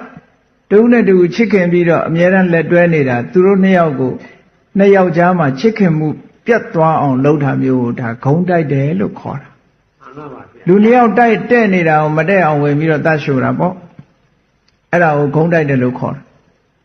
ဟိုသွားတိုက်ဒီသွားတိုက်ဒုက္ခရအောင်လုပ်တာဂုံးတိုက်တယ်လို့ခေါ်တယ်နော် မှန်ပါပါဗျာ အဲ့ဒီပိတုနဝါစာကလည်းအမတန်မှဆိုးတဲ့စကားတဲ့ဒါကြောင့်မို့လူတယောက်မတဲ့အောင်မလုပ်အောင်မတဲ့တဲ့လူဆိုရင်တဲ့အောင်ဝိုင်းပြီးတော့ပြောပေးရမယ်တဲ့အောင်တရားဟောပေးရမယ်နော်လူနှစ်ယောက်ဒီကွဲပြဲနေတာတောင်မှပဲညှိနှိုင်းပြီးတော့စိတ်ချင်းပြန်ပြီးတော့ညီညွတ်အောင်စိတ်ဆက်လုပ်ပေးရမယ်ကွဲတာပြဲတာမျိုးဖြစ်အောင်မလုပ်ရဘူးတဲ့တယောက်နဲ့တယောက်တဲ့နာမခွဲကောင်းဘူးတဲ့ခွဲရင်ပိတုနဝါစာပဲကွဲအောင်ပြောရင်ပိတုနဝါစာပဲအဲ့တော့နှစ်ယောက်ပြောရင်တဲ့အောင်မပြောရမယ်ပိတုနဝါစာရှောင်ရမယ်ရှောင်ပြီးတော့ဂုံးတိုက်တဲ့စကားမပြောရင်လည်းမဟုတ်ဘူးတယောက်နဲ့တယောက်မတဲ့ကြဘူးအစင်မပြေကြဘူးဆိုလို့ရှိရင်သွားပြီးတော့ဖြန့်ပြေးပေးရမယ်ကြားဝင်ပြီးတော့ဒီလိုဆွလို့တယ်နော် မှန်ပါပါဗျာ တမေကကရဏိဝါစံဘာတိတာညီညွတ်ရေးစကားကိုသာပြောတယ်ကွဲပြားအောင်မပြောဘူးတဲ့မတဲ့အောင်မလုပ်ဘူးတယောက်နဲ့တယောက်အဲ့တော့မလုပ်ရမယ့်ဟာကခုံးတိုက်တာမလုပ်နဲ့လုပ်ရမယ့်ဟာကညီညွတ်အောင်စိတ်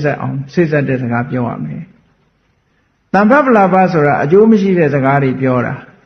မဟုတ်တမ်းတရားတွေလျှောက်ပြောမဟုတ်တဲ့အကြောင်းအရာတွေပြောပြအချိန်တွေဖြုံအဲ့ဒါမျိုးမဖြစ်เสียဘူးတဲ့တမ္ပပလာပမဖြစ်အောင်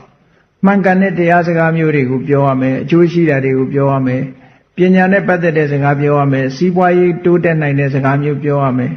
လူထုအကျိုးပြုတဲ့စကားမျိုးပြောရမယ်အကျိုးမပြုတဲ့စကားမျိုးနဲ့မပြောရဘူးလို့ဆိုလိုတယ်နော် မှန်ပါပါဗျာ အဲ့ဒီလို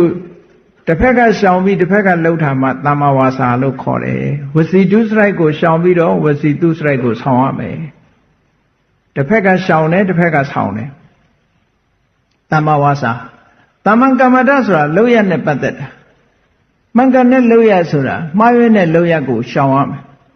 ဒါမှားရွေးတဲ့လှုပ်ရဆိုတာအာရုံသိတဲ့အတိုင်းပဲဟောတာသူများတဲ့တတ္တာမှားရွေးတဲ့လှုပ်ရသူများဥစ္စာခိုးတာမှားရွေးတဲ့လှုပ်ရဒီကာမကိစ္စလိန်လီဖောက်ပြားတာဒါမှားရွေးတဲ့လှုပ်ရလို့ဆိုလို့တယ်အဲ့ဒီမှားရွေးတဲ့လှုပ်ရတွေကရှောင်ရှားလို့ရှိရင်ဒါတမ္မကမ္မတဖြစ်တယ်လို့ပြောတာနော် မှန်ပါပါဗျာ နောက်တစ်ခုတမ္မာအာဇီဝဆိုတာကြည့်ဝစီဒုစရိုက်၄ခု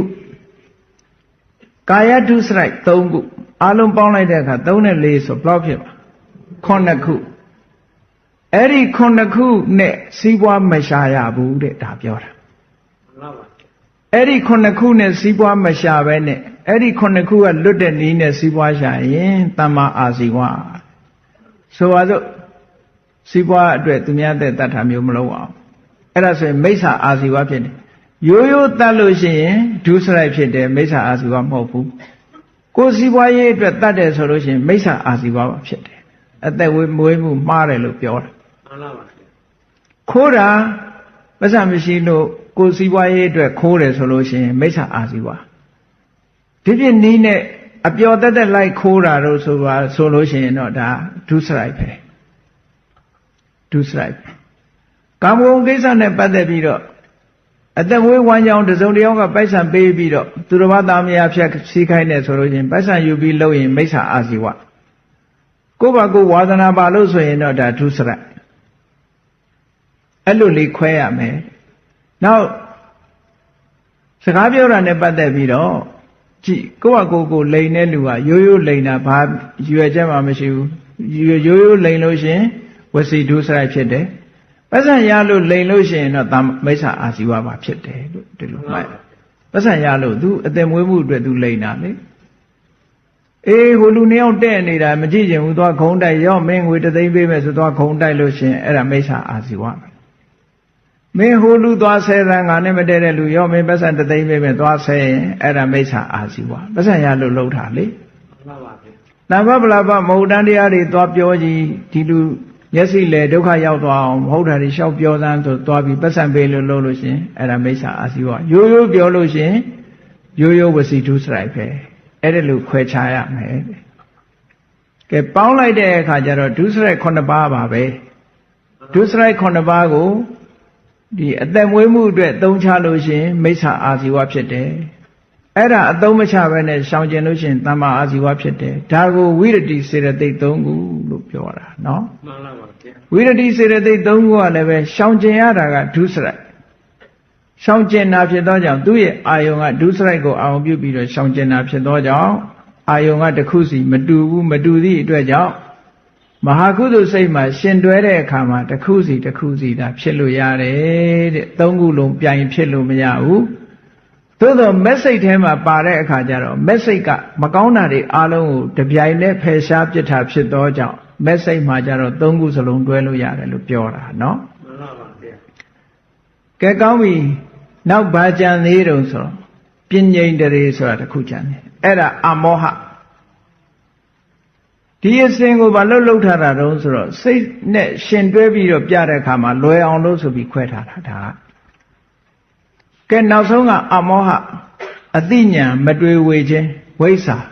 အတိညာဏ်ကိုအမောဟလို့ခေါ်တယ်မောဟရဲ့ဆန့်ကျင်မဲ့မတိခြင်းတရားကိုဖယ်ရှားပြနိုင်တယ်အဲ့ဒီအမောဟကိုပဲမဂ္ဂင်၈ပါးမှာဘာခေါ်တော့ဆိုရင်တမ္မာဒိဋ္ဌိလို့ခေါ်တယ်ဝိဇ္ဇင်9ပါးမှာဘာခေါ်တော့ဆိုလို့ရှိရင်ဓမ္မဝိစယတန်ဖိုးစဉ်လို့ခေါ်တယ်ဒီပညာနဲ့ပတ်သက်တဲ့နာမည်လေးကြီးပဲနောက်သမထကျင့်စဉ်ဝိပဿနာကျင့်စဉ်ဝိပဿနာဆိုတာလည်းဒီအမောဟကိုခေါ်တာတစ်ခုနဲ့တစ်ခုမတူဘူးအမောဟရဲ့စွမ်းရည်တတ္တိခြင်းကလည်းမတူဘူးတဲ့ဉာဏ်ရည်ဉာဏ်သွေးဟာတဦးနဲ့တူမတူဘူးလို့ဆိုလို့ဒါကြောင့်မို့လို့အခုပေါင်းလိုက်လို့ရှိရင်စိတ်ဖြူစင်မှုအင်အားစုများဟာ25မျိုးရှိပါတယ်တဲ့စိတ်ရဲ့အညစ်အကြေးက14ခုပဲရှိတယ်ဘာမှကြောက်စရာမရှိဘူးဒီကအင်အားတာနေတယ်နော်မှန်ပါပါအင်အားတာနေတယ်25ခုကအင်အားတာအရှုံးပေးလို့တော့မရဘူးနော်မှန်ပါပါသို့တော့14ဦးကနည်းနည်းညစ်ကျဲကျဲလောက်တော့သူတို့ကပဲလွှမ်းနေတယ်ညစ်ကျဲကျဲလောက်တဲ့အကုသိုလ်14ခုကပဲလူတွေရဲ့စိတ်ကိုလွှမ်းနေတယ်ဟုတ်ကလားမှန်ပါပါဒီ25ခုကနေပြီးတော့မလွှမ်းနိုင်ဘူးဖြစ်နေတယ်အဲ့ဒါလွှမ်းနိုင်အောင်ကြိုးစားဖို့လိုတယ်လို့ဆိုတာနော်မှန်ပါပါခိုင်နေကြနောက်ဆုံးတိုက်ပွဲရောက်တဲ့အခါကျတော့အခုပြောခဲ့တဲ့စိတ်ဖြူစင်မှုအားစုတွေကနောက်ဆုံးတိုက်ပွဲကြတော့ခုနကမစင်ကြယ်တာတွေအားလုံးကို तू ကလုံးဝဖယ်ရှားပြစ်နိုင်တယ်အကယ်၍ဖယ်ရှားမပြစ်နိုင်ဘူးဆိုရင်တတ္တဝါတွေဘယ်လိုလုပ်ပြီးတန်တရားလွတ်နိုင်မလို့မှန်ပါပါဗျာဖရာတို့ယဟန္တာတို့ကြတော့လုံးဝဖယ်ရှားပြစ်လိုက်ပြီတဲ့14မျိုးစလုံးနော်14မျိုးစလုံးကိုဟောဒီ25နဲ့လုံးဝဖယ်ရှားပြစ်လိုက်တယ်25ကလည်းအဆင့်ကာမဝဆရာကုသိုလ်မှာရှိတဲ့ဒီတရားဇန်နဲ့ရှင်တွဲလာတဲ့ဒီတရားအစွမ်းထက်ဆုံးကတော့မဲ့နဲ့ရှင်တွဲလာတဲ့ဟောဒီစွမ်းအားတွေကပို့ပြီးတော့ထက်မြက်တယ်တဲ့စွမ်းဆောင်မှုတွေပို့ထက်မြက်သည့်အတွက်ကြောင့်စိတ်ရဲ့အညစ်အကြေးမှန်သမျှကိုလုံးဝဖယ်ရှားပြစ်နိုင်ပါတယ်တဲ့ဒါကြောင့်မို့လုံးဝဖယ်ရှားဖို့ရာအတွက်ကျင့်စဉ်ကတော့သမထကျင့်စဉ်နဲ့ဝိပဿနာကျင့်စဉ်တမာရီတရားထူထောင်ပြီးတော့မိမိတဏ္ဍာမှာအသိဉာဏ်နဲ့ရင့်တန်လာအောင်လုပ်မယ်ဆိုရင်ဟောဒီအသိဉာဏ်ကနောက်ဆုံးမှာစွမ်းဆောင်မှုတွေပေးပြီးတော့အာလုံသောစိတ်အညစ်အကြေးတွေကိုဆေးလျော်နိုင်ပါတယ်ဒီကနေ့နောက်ဆုံးအဘိဓမ္မာရဲ့အခြေခံသဘောတရားလေးတွေကိုဟောတာဒါအဘိဓမ္မာအကုန်မဟုတ်သေးဘူးနော်မှန်ပါပါဗျာအာလုံခုဒီကနေ့ဒီ10ရက်ဟောခဲ့တာကရုပ်အကြောင်းပါတယ်စိတ်အကြောင်းပါတယ်စေတသိက်အကြောင်းပါတယ်အဘိဓမ္မထသင်္ဃာနဲ့ပြောမယ်ဆိုရင်3ပိုင်းပဲကုန်သေးတယ်လို့ပြောရမှာနော်3ပိုင်းအကျမ်းမြင့်တော့ကုန်သွားပြီနောက်ထပ်6ပိုင်းကျန်သေးတယ်လို့ဒီလိုတော့မှတ်တာမှန်ပါဗျာမှန်ပါရုပ်ပိုင်းရဲ့စိတ်ပိုင်းရဲ့စေတသိက်ပိုင်းရဲ့ဒါလည်းပဲ apply လုပ်ပြီးတော့ဒီသဘာဝတရားလေးတွေပေါ်လွင်ယုံတော့ပဲပြောနိုင်တာဖြစ်ပါတယ်ဒီတဲ့အသေးစိတ်ကြတော့အသေးစိတ်ကိုဆက်လက်ပြီးတော့လေ့လာဖို့လိုအပ်ပါတယ်စိတ်ပြီးလေ့လာခြင်းဖြင့်အဘိဓမ္မာကိုလေ့လာတဲ့အခါကျတော့မိမိရဲ့သဘာဝတရားဖြစ်စဉ်တွေကိုသိရှိလာတဲ့အခါမှာငါဥစ္စာဆိုတဲ့အစွဲတွေတတ္တဝါဆိုတဲ့အစွဲတွေဒါတွေစိတ်ထဲမှာညစ်သေးနေတဲ့အညစ်အကြေးတွေအားလုံးကိုဖယ်ရှားပြစ်နိုင်တယ်လုံးဝဖယ်ရှားပြစ်နိုင်မှအသိဉာဏ်ဟာပွင့်လင်းလာပြီးတော့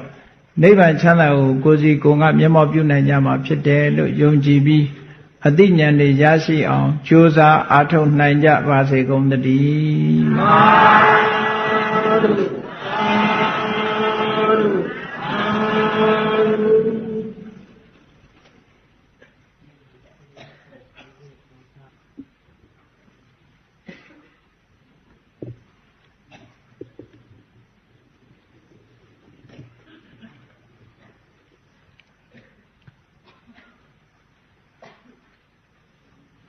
ကဲမေတ္တာပို့ရအောင်တတ္တဝါများစွာဘေးရန်ကွာချမ်းသာကြပါစေမေတ္တာရေချမ်းသွန်ကားဖြန်းငြိမ်းချမ်းကြပါစေသက်ရှိချမ်းသာစိတ်ချမ်းသာလူရဆန္ဒပြည့်ပါစေဓမ္မောတရံပိဝိတဝါနဝိသာတပိတမုဟတာအာစရမရာတိတိဘာဝံနိဗ္ဗာနံယန္တုတာရောဓမ္မောတရံလောဘဒေါသမောဟစိတ်တောက်ကင်းပြောက်ကြည်တရားစေကိုပိဝိတဝဝန္တာရှင်ပြတောက်ကြရနာကြရကုန်သောကြောင့်ဝိသာတပိပူဇာညစ်နောက်ကိလေသာအစိတ်တောက်ဟူသည်များတို့သည်သမုဟတပိဉ္စဘေတွင်ရေမတင်တဲ့ကဲ့သို့ကင်းစင်လွင်ပြောက်ပေမရောက်အောင်ပယ်ဖြောက်အပ်ကုန်သည်ခွန်တူစင်စစ်မသွေဖြစ်ကြပါစေကုန်သတည်းအာစရမရံအိုခြင်းလဲကွာနာခြင်းလဲကင်းသေးခြင်းလဲရှင်းထသောတိတိဘာဝကိလေသာဟုပုခတ်သိင်ကင်းငြိမ်းရာအစစ်ဖြစ်ပေထသောနိဗ္ဗာန်နိဗ္ဗာန်ဟုခေါ်အေးမြူတော်သို့သာရောတရားချစ်ခင်စိတ်ကောင်းဝိညာသူတော်စင်များတို့သည်ယန္တုပါရမီအဆင့်ဆင့်မြင့်နေမြင်၍မလင့်ပုံသေးဆက်ရောက်တော်မူကြပါစေကုန်သတည်း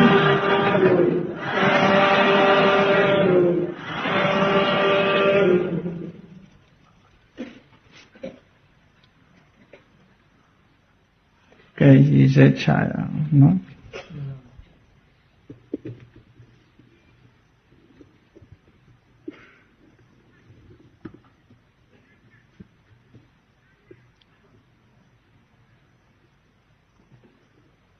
18ရက်8လ2008မှ29 8လ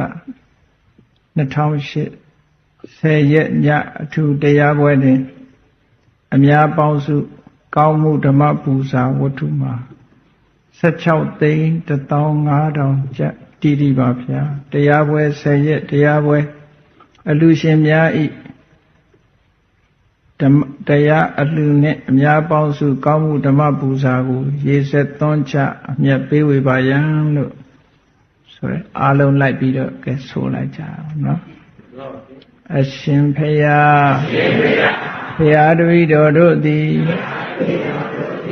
ဓမ္မအတိညာရရှိစေရန်ရှိတန်ကြပါသောကြောင့်ဓမ္မသဘင်ဆင်းကျင်ပပြုလုပ်ကြလျက်အဘိဓမ္မာတရားတော်ကိုနာယူကြပါကုန်၏အဘိဓမ္မာဉာဏ်ကိုဖြစ်ပေါ်စေရန်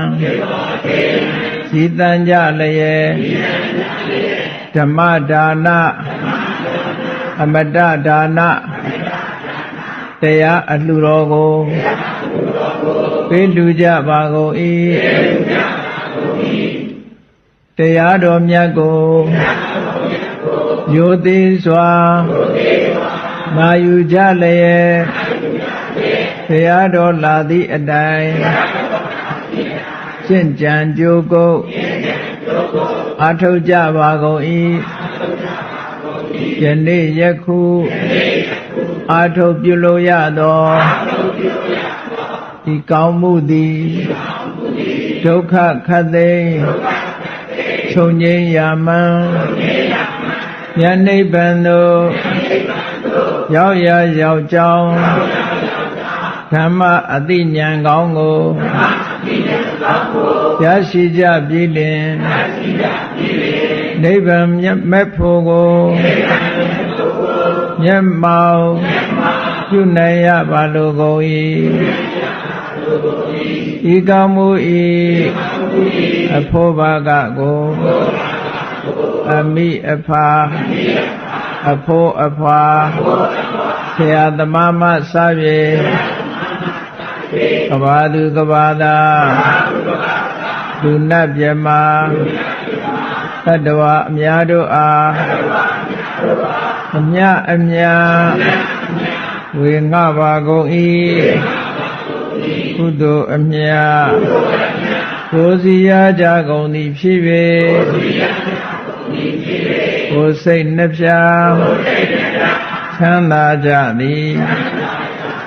ဖြစ်ကြပါစေကုန်သတည်း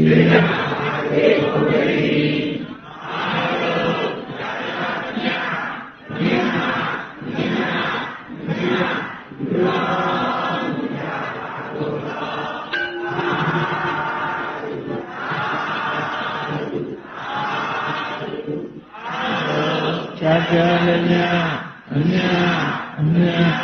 အများပြုလုပ်ကြပါကုန်